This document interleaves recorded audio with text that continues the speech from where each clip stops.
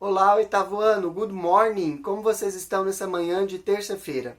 Eu voltei para dar continuidade às nossas aulas online. Hoje, seguindo as nossas aulas presenciais, vocês têm uma aula de ciências, uma aula de inglês e 3 aulas de matemática. É por isso que, dando andamento nesse vídeo, você assistirá às aulas nessa mesma ordem. A primeira aula de ciências, com a Miss Val. A segunda aula de inglês, com o Mr. Stefflin. E a terceira aula de matemática com o Mr. Matheus. Eu espero que você esteja assistindo todas as aulas aqui no YouTube e lembre-se, você pode rever as suas aulas quantas vezes você quiser. Se você quiser assistir uma aula específica, estou deixando aqui na descrição desse vídeo os minutos e os segundos exatos que aquela aula se inicia. Basta você clicar e você será direcionado para aquela parte do vídeo. No mais, eu também espero que você esteja participando da sua turma lá dentro da plataforma do Google Classroom ou esteja participando das nossas videoconferências com plantões de dúvidas pelo aplicativo Zoom. Não fique com dúvidas. Se você tiver dúvidas, anote e peça ao seu professor ajuda dentro dos plantões de dúvidas. Lá, além de esclarecer as suas dúvidas, ele poderá retomar conteúdos, explicar conceitos, trabalhar com vocês resoluções de exercícios. Então não perca mais essa ferramenta de aprender junto aos professores. Nos colocamos à disposição para atender qualquer dúvida de vocês quanto às plataformas e metodologias utilizadas. Vocês podem nos procurar dentro das plataformas do Google Classroom ou do próprio Zoom ou pelas nossas redes sociais. Nos colocamos à disposição para ajudar vocês. No mais, eu quero desejar a todos um bom dia, uma ótima aula. Até amanhã. Fiquem com Deus.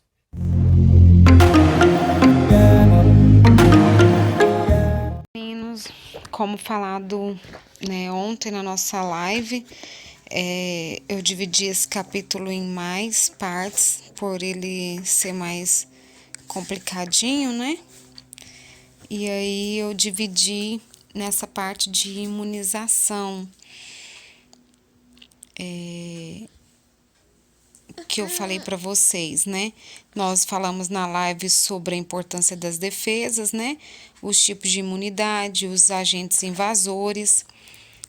Fizemos lá, né, as atividades, preenchemos lá as defesas inespecíficas do corpo, da página 60 e 61, nós resolvemos lá, né, o exercício de AH.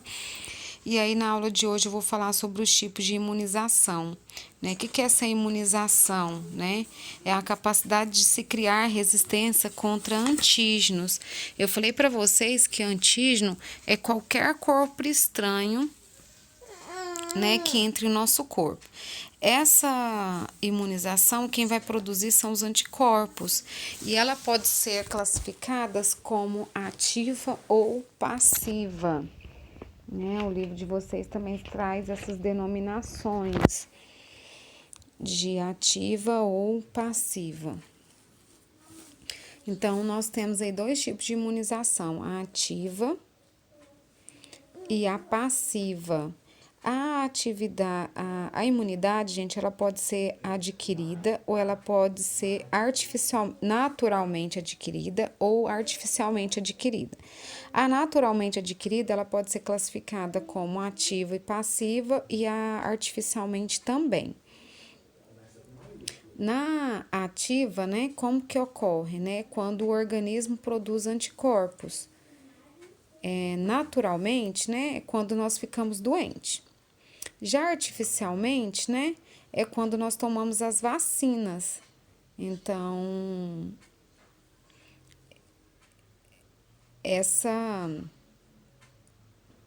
ativa, né, ela vai acontecer uma imunização lenta e duradoura, né? Então, ela vai desenvolver células de memória. A de forma natural, ela vai acontecer quando nós contraímos qualquer anticorpos. Eu falei isso para vocês na aula de ontem na live, né? Que aí você pode contrair uma doença e depois que você é curado, você fica imune a ela. Ou, no caso da artificial, quando a gente toma alguma vacina. Então, nosso organismo, ele produz anticorpos. Já na passiva, o que eu falei para vocês que nós temos a natural e a artificial, né? Como que ocorre a passiva?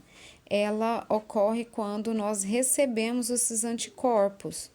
Então, ela, na verdade, ela é uma imunização rápida e temporária. Ela não vai desenvolver células de memória. Eu expliquei para vocês essa questão das células de memória. Então, os alunos que não estão participando das lives, né? Ou que tenham vergonha, tem que me procurar, porque nós estamos fazendo atividades online lá, valendo nota. E eu vou começar por esse capítulo, então tem que me procurar para poder estar realizando. A imunização passiva, gente, ela vai acontecer durante a gestação e a amamentação, né?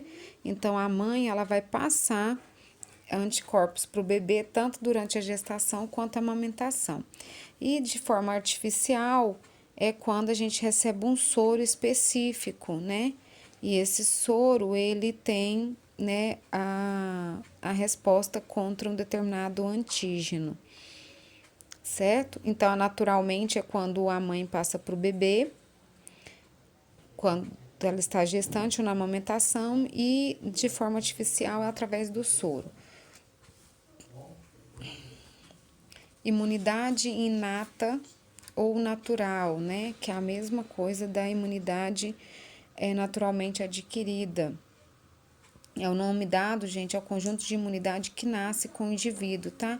Sem a necessidade de introdução de substâncias e de estruturas externas ao organismo. Então, ele tem uma imunização passiva, né? Que é a natural. Aí, os anticorpos maternos, ele vai passar por meio da placenta ou do leite para a criança e vai criar uma imunidade temporária. O adulto já é imune, mas a criança, ela tem essa imunidade temporária. Já artificialmente, né, é aquela que vai estar os anticorpos no plasma, né, que está no sangue. Então, eu tomei uma vacina e aí essa vacina está no meu corpo, né? Então, também é uma imunidade temporária.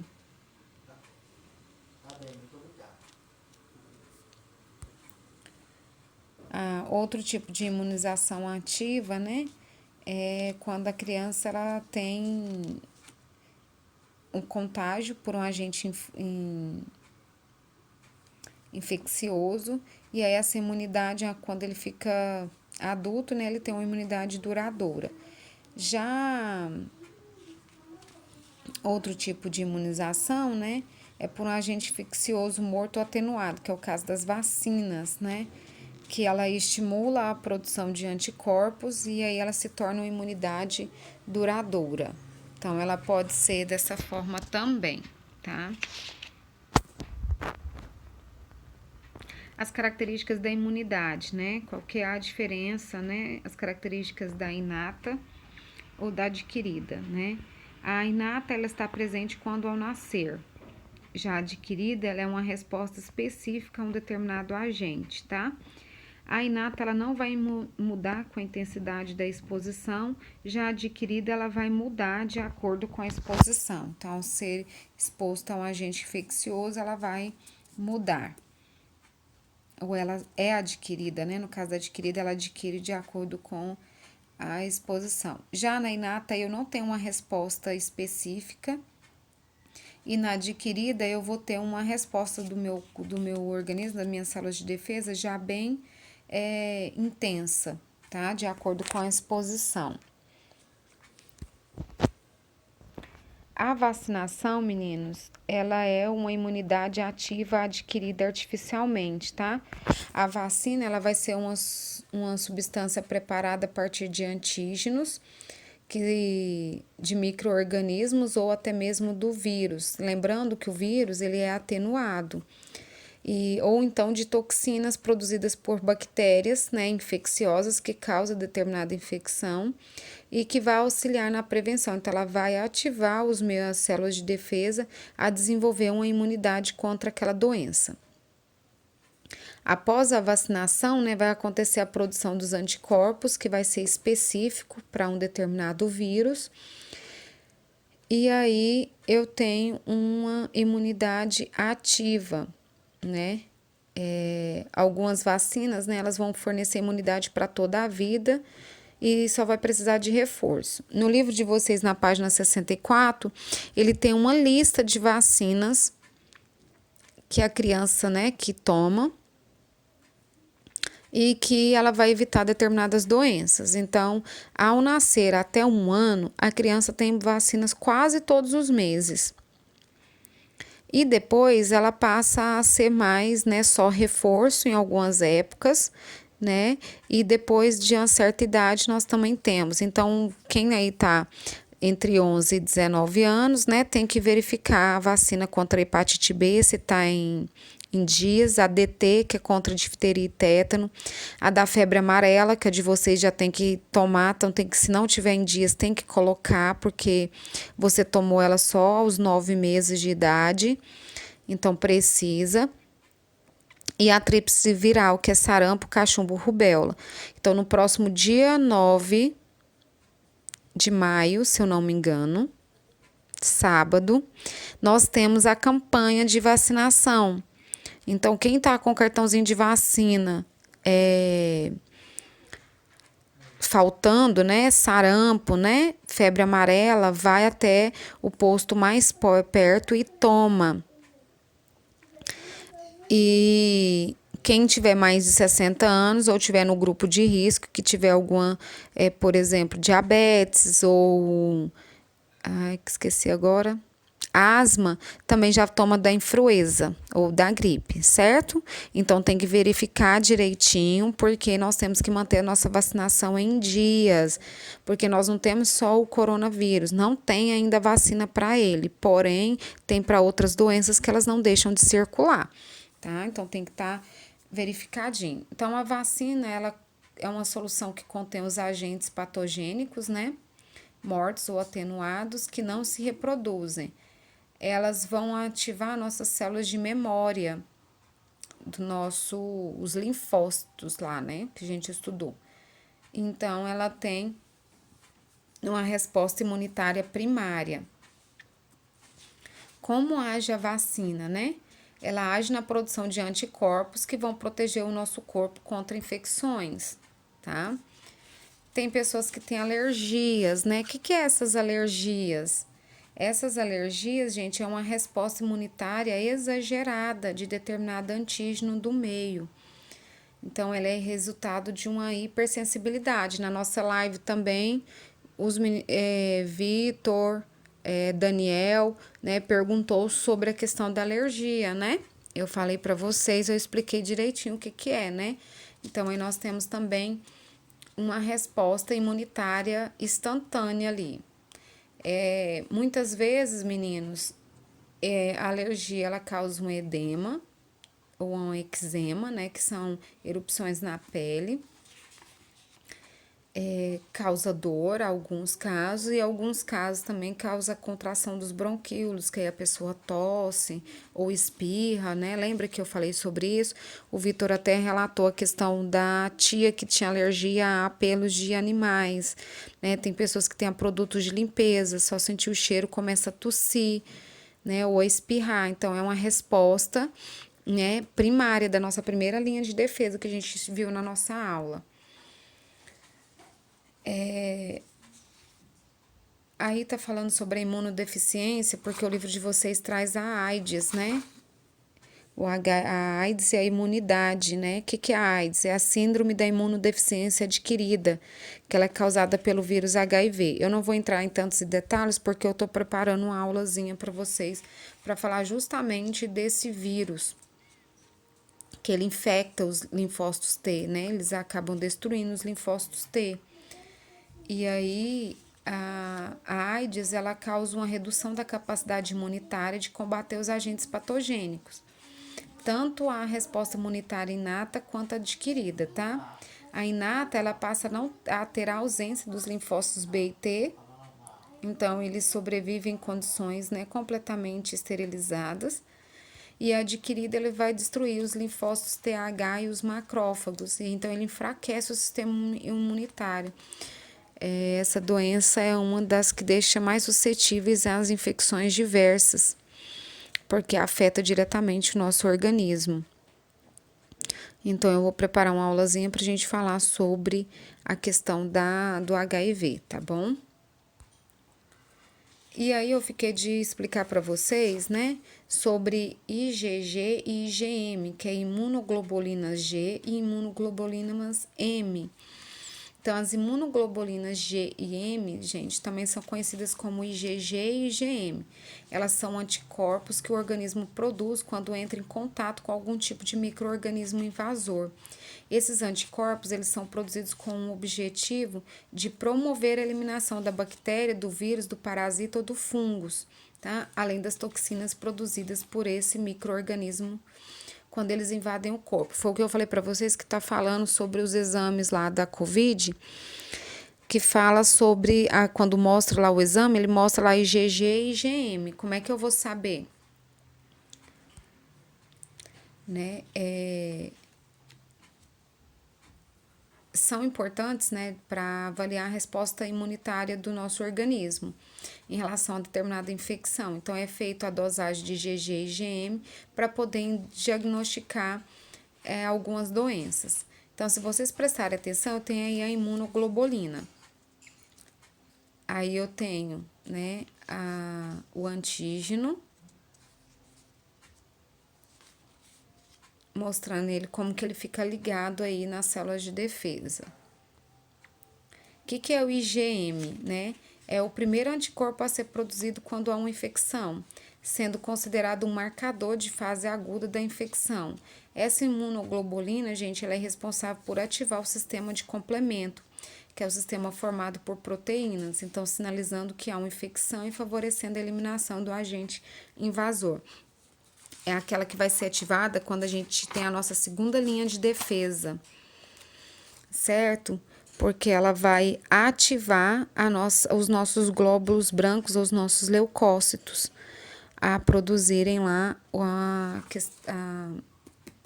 o anticorpo específico, tá?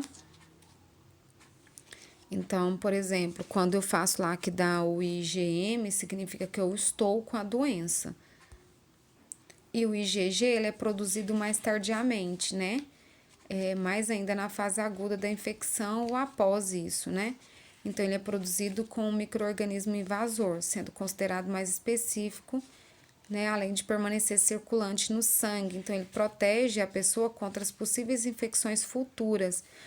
Então, é como se o IgM fosse uma memória recente e o IgG como se fosse uma memória longa, né?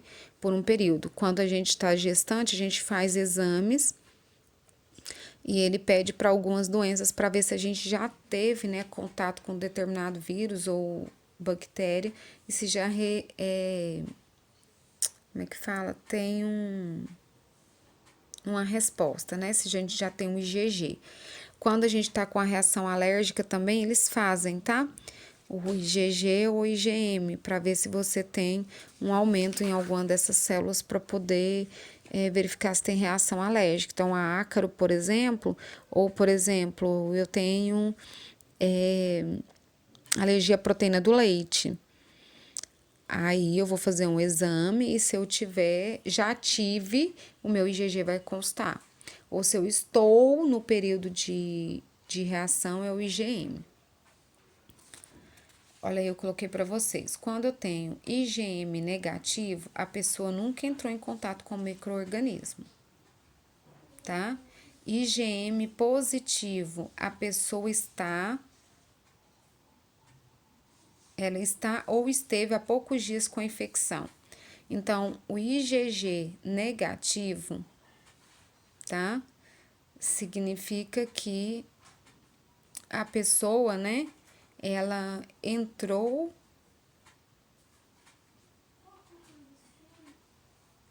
Quando o IgG ela dá negativo, a pessoa nunca entrou em contato com o micro-organismo. Quando ela está com o IgG positivo, a pessoa ela entrou em contato com o micro-organismo numa infecção antiga ou teve sucesso com a vacina. Então, nós temos aí, no caso, quando eu tenho IgM negativo positivo e IgG negativo e positivo. Então, IgM negativa, ela nunca teve contato com micro-organismo. IgM positivo, a pessoa esteve, né, ou está há poucos dias com infecção aguda.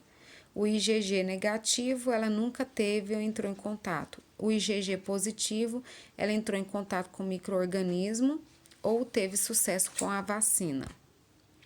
E aí eu quero que vocês façam a atividade da página 69 e 70. Da página 69, né, vai perguntar para vocês qual que é a importância da vacina, vai falar sobre a poliomielite, né, sobre as campanhas de vacinação que tem no livro de vocês.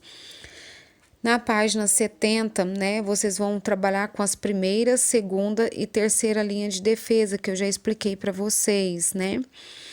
E na número 3, vocês vão identificar, né, se é um macrófago, se é um antígeno, se é um micro-organismo, que a gente já falou, tá?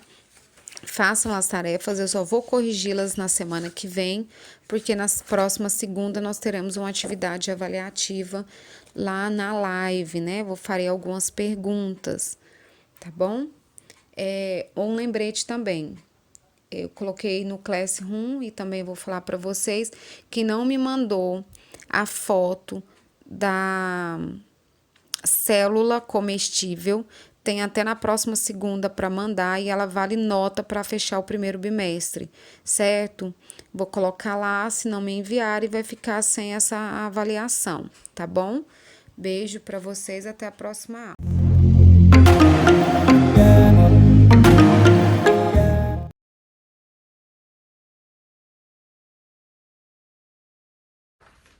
Tudo bem, galera do 8º ano? O conteúdo que eu trouxe para a nossa aula de hoje vai ser sobre Text and Comprehension, texto e interpretação, ok? E eu trouxe um tema diferente para trabalhar com vocês hoje.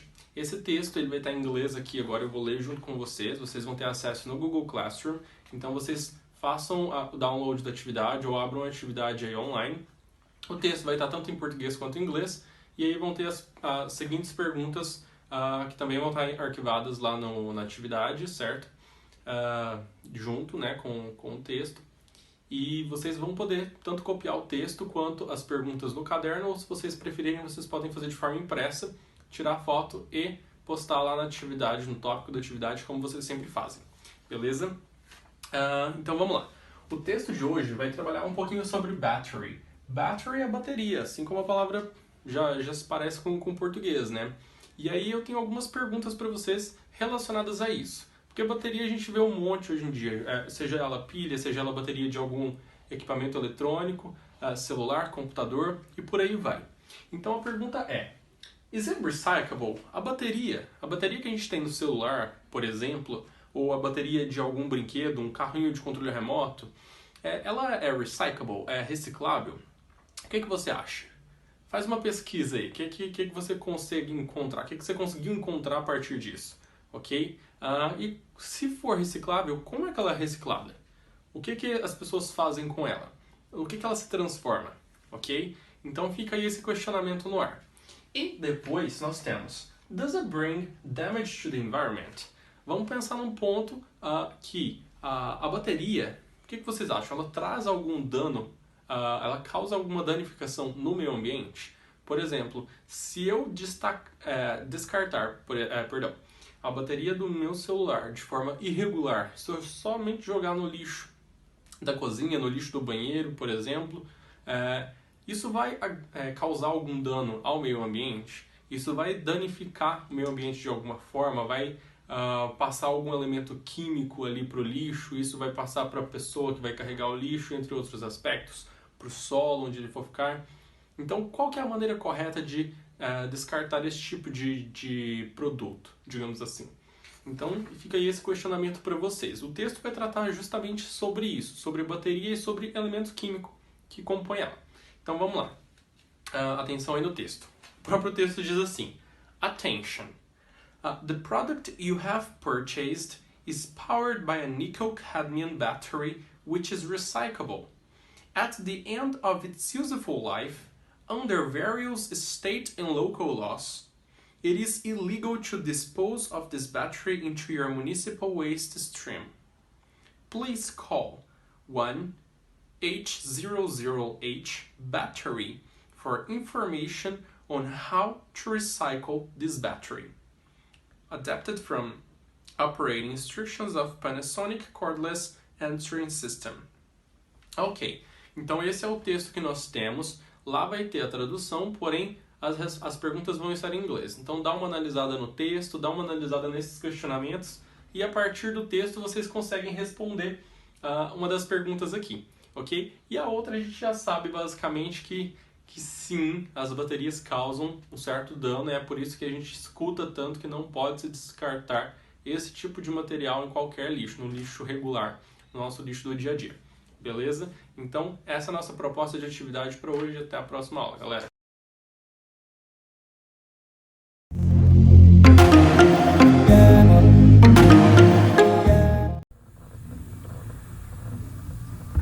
Fala galera, tudo bem com vocês?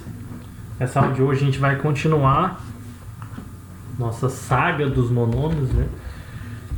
E aí a gente vai resolver alguns exercícios nessa aula e na próxima a gente começa algumas operações com monômios, tá? Adição, subtração, multiplicação, divisão, beleza?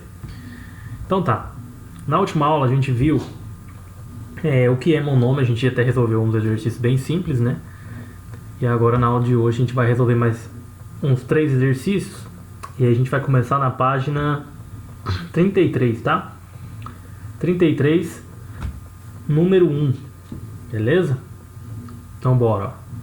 Então vamos lá, página, todo mundo acompanhando aí, fazendo também. 33, número 1. Fala assim, ó, escreva um monômio que tenha coeficiente 3 e grau 6. Então aí vai de cada um, mas ó, alguns exemplos que pode ter. Pode ter, ó, 3x à sexta. Ó, nosso coeficiente não é 3? Aqui, ó, coeficiente 3 e grau 6. Pode ser também 3x à quinta y. Beleza? Porque, ó, coeficiente 3, grau 5 mais 1 aqui do y dá 6, beleza? Pode ser também 3x y à quinta, pode ser 3x ao cubo y ao cubo, e assim vai. Tem um monte de possibilidades aí, tá ok? Aí vai de cada um. B. Tenha coeficiente menor que menos 5 e parte literal igual a m ao quadrado p ao cubo. Então tá, ele tem que ser menor que menos 5. A gente já viu, fala um número menor que menos 5. Menos 6. De menos 6 para baixo é menor que menos 5. Então, menos 6 é menor, menos 7, menos 8, menos 9 e assim vai. Tá? Todos esses números são menores do que menos 5. Então, a gente pode fazer aqui, ó, menos 7, m ao quadrado, p ao cubo. Pode ser menos 15, m ao quadrado, p ao cubo, e assim vai. Depende de cada um também. Vocês que vão escolher. C. Seja semelhante ao monômio raiz de 15 b ao cubo a. O que é um monômio semelhante? É que tem o mesmo grau, não é? Então a parte do coeficiente pode ser qualquer uma. Então a gente pode pôr aqui, ó, 3 b ao cubo a. Pode ser 1, pode ser menos 3b ao cubo a, pode ser raiz de 20b ao cubo a, e assim vai, tá? D. Tenha grau 3. Então, só que tenha grau 3. Pode ser x ao cubo, pode ser 6x ao cubo, pode ser x, y à quinta, e assim vai, tá? Então essa foi a nossa número 1. Espero que não tenha ficado dúvidas, tá? Porque ela é bem simples. E agora vamos para a número 2. Número 2, ele fala assim, ó. Escreva 3 monômios semelhantes ao monômio. Então tá, ó, esses exercícios são bem bacanas, bem simples, porque cada um vai ter uma resposta diferente, tá? Então, ó, que seja semelhante. Então, aí é 8xy à quarta. Então pode ser xy à quarta, esse é semelhante. Pode ser 3xy à quarta, pode ser raiz de 15xy à quarta. Toda vez que falar semelhante, só a parte literal que tem que ser igual. O resto, a parte numérica, não precisa ser igual, tá? O coeficiente, beleza? Pode ser qualquer um. B. 1 sobre 3n. Então pode ser qualquer coisa n, tá? Pode ser n, só n. Pode ser 2n. Pode ser raiz de 7n.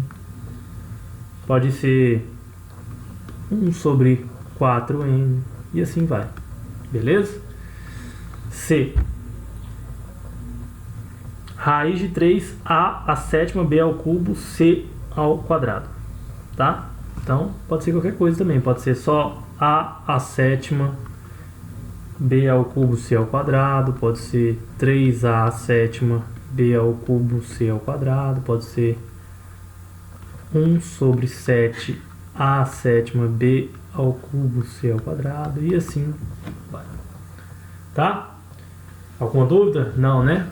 Muito fácil. Então vamos para a número 3. Espero que seja mais difícil, porque até agora está muito simples. Parece ter uma carinha melhor, né? Esse número 3 aqui, né? Vamos ver? Mas meu nome, gente, meu nome tudo é fácil, né? Não tem muita coisa difícil não, principalmente no começo. Veja a seguir 3 pilhas de cubos que compõem uma sequência. Note que, a partir da segunda pilha, a quantidade de cubos aumentou uma unidade em cada dimensão em relação à pilha anterior. Tá, então ó, na primeira pilha a gente tinha 1, 2, 3, 4. 1, 2, 3. Então seriam 4 por 3, né? E 2 pilhas cada um. Então, ó, então era 2 pilhas com 4 vezes 3, 12. Então era 2 pilhas de 12. Então o primeiro, vamos pôr aqui a 3. O primeiro tinha 24 cubos. Certo? Por quê? Você contar aí, ó. 1, 2, 3, 4, 5, 6, 7, 8, 9, 10, 11, 12. 12 vezes 2, 24. Tá? A segunda pilha, o que aconteceu? Aumentou uma pilha. Então ficou com 3 pilhas de cubo.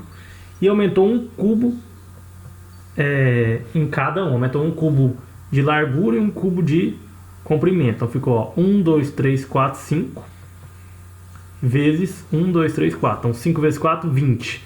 20 vezes 3, 60. Então 60 cubos. Já a terceira foi o quê? 3 foi para 4 pilhas e aumentou um cubo em cada uma. Então ficou 1, 2, 3, 4, 5, 6. 1, 2, 3, 4, 5. Então ficou 5 vezes 6 dá 30. 30 vezes 4, 120. Beleza? E assim vai indo. Tá. Aí ele fala assim, ó. Essa sequência continuou até formar um paralelepípedo, cujas dimensões em quantidade de cubos eram x, y, z. Considerando essas informações, determine a. O número de cubos da primeira pilha. Então a gente já fez, né? 24.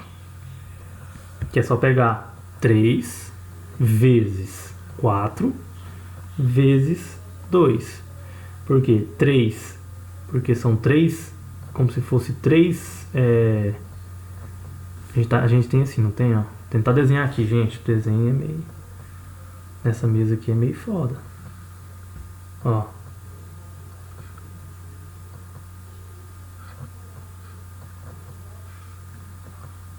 A gente tem mais ou menos uma coisa assim, ó. Dá uma apagadinha aqui. Tá. Então vamos lá. Aqui. Aqui. Aqui. Aí a gente tem 3 aqui, ó. Aqui. Aqui. Aqui. E aqui, não é isso? E isso são 2 fileiras, tá?